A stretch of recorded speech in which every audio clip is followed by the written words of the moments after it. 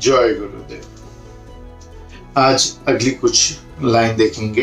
तुमरे भजन राम को पावे। कुछ हनुमान चालीसा में पावे लिखा है, कुछ हनुमान चालीसा में लिखा है तुमरे भजन राम को भावे, जन्म जन्म के दुख विसरावे। अब इसके भी दो अर्थ होते हैं कि आपके भजन राम को भाते हैं और आपके भजन राम को पाते हैं। ये दो अर्थ हो गए। और दो अर्थ ये होते हैं कि हम जो आपके भजन करते हैं इससे हमको राम की प्राप्ति हो जाती है। तुमरे भजन राम को पावे, आपके भजन करने से हमको राम प्राप्त हो जाते हैं, सभी देवी देवता प्राप्त हो जाते हैं। और दूसरा अर्थ इसका ये होता है कि आपके भजन करते हुए हमको देखते हैं राम, तो राम को पसंद आता है कि ये मेरा बच्चा जो है मेरे हनुमान जी का भजन कर रहा है, तो आपके भजन करना राम को भाता है। हम जब आपके भजन करते हैं तब भगवान राम को भाता है। ये दो अर्थ हो गए। तीसरा अर्थ ये हो गया कि आप जब भजन करते हो ना तब राम को पसंद आता है, और कोई जो राम के भजन करते हैं तो राम को पसंद नहीं आता है।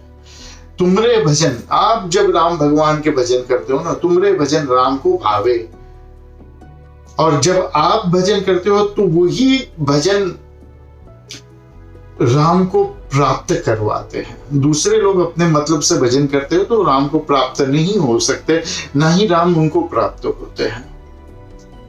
तो तुमरे भजन राम को पावे, तुमरे भजन राम को भावे, चार अर्थ समझ गए। मैं तो कहता हूं कोई भी देवी देवता को प्राप्त करना हो ना तो हनुमान जी के बगैर प्राप्त नहीं हो सकता है, क्योंकि प्राणायाम सबसे ज्यादा जरूरी है सभी देवी देवताओं को प्राप्त करने। तुमरे भजन, कोई भी देवी देवता को प्राप्त करना है तो प्राणायाम हनुमान जी के माध्यम से ही जाना पड़ेगा, तो ही उनको पसंद आएगा, तो ही उनकी प्राप्ति होगी। जन्म जन्म के दुख विसरावे। दो चीजें हैं जो जन्म जन्मों तक चलती है, एक आपकी साधना और एक आपका दुख, एक आपके घाव।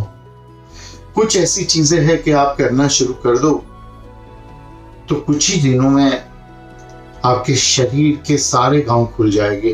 पास्ट लाइफ रिग्रेशन करते हैं तो आत्मा के और मन के भी सारे घाव खुल जाते हैं। और ये गांव सच में नहीं है क्योंकि आप सच में नहीं हो, आप एक सपना हो, इसके लिए आपके दुख भी एक सपना है।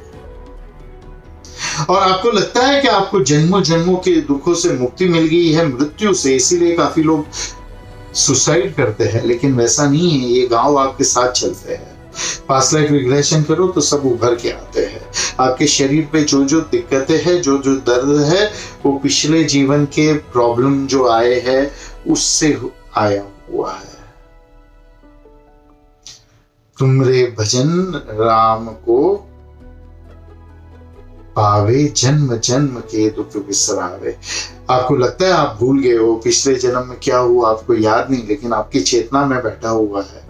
लेकिन राम के भजन करने से, हनुमान जी के, कोई भी देवी देवता के भजन करने से, संगीत सुनने से, उनके भजन का उनमें लीन होना, भजन से, उनका संगीत सुनने से आप सब कुछ भूल जाएंगे। सब कुछ आपका डिसॉल्व हो जाएगा, सारे दुख दूर हो जाएंगे। जन्म जन्म के दुख विसरावे। सारे दुख आपकी चेतना से निकाल के फेंक दिए जाएंगे। मिटावे नहीं लिखा है, जन्म जन्म के दुख मिटावे, ये भी लाइन में बैठ रहा था, लेकिन विसरावे लिखा। क्यों विसरावे लिखा? क्योंकि मिटाना है ही नहीं दुख, तो मिटाएंगे क्या?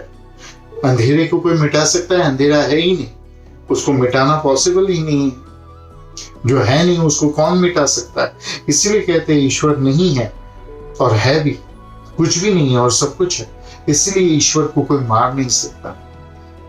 तुमरे भजन राम को पावे, जन्म जन्म के दुख विसरावे। अंत काल रघुवर पुर जाई, जहां जन्म हरि भक्त का है।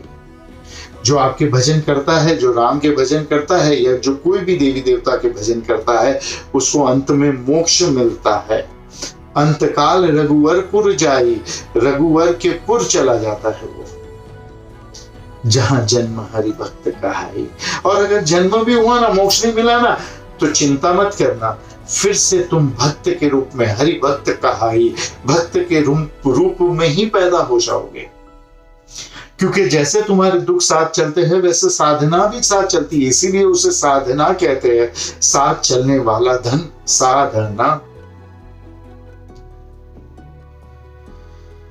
तो दुख को मिटा देंगे और आपका जो आपकी साधना है वो आपके साथ चलेगी। कुछ भी किया हुआ बेकार नहीं जाएगा भगवान के लिए।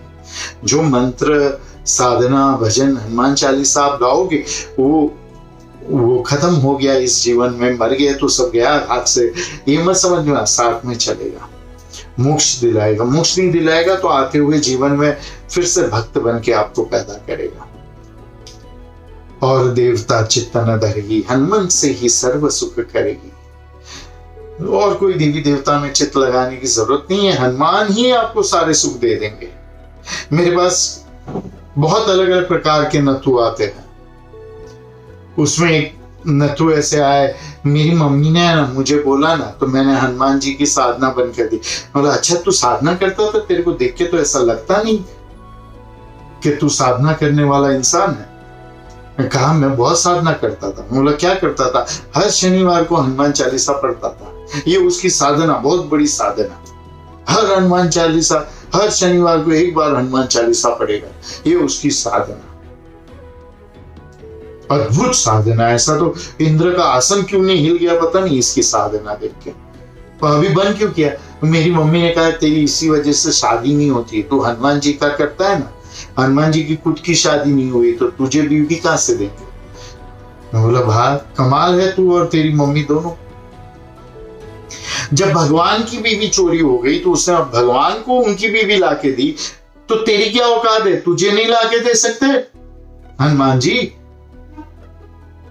आपके जो इष्ट है ना वही आपका सब काम करेंगे। अपने खुद के काम के लिए केवल और केवल इष्ट देवी और देवता को पकड़ो, वो सारे रूप धारण कर लेंगे आपके लिए। इसीलिए इस्लाम में हजरत मोहम्मद ने कहा कि एक ही कोई भी मूर्त नहीं है कि ये जो डिब्बा है मक्का का उसी की ओर सब मुंह करेंगे, उसी की सब प्रार्थना करेंगे।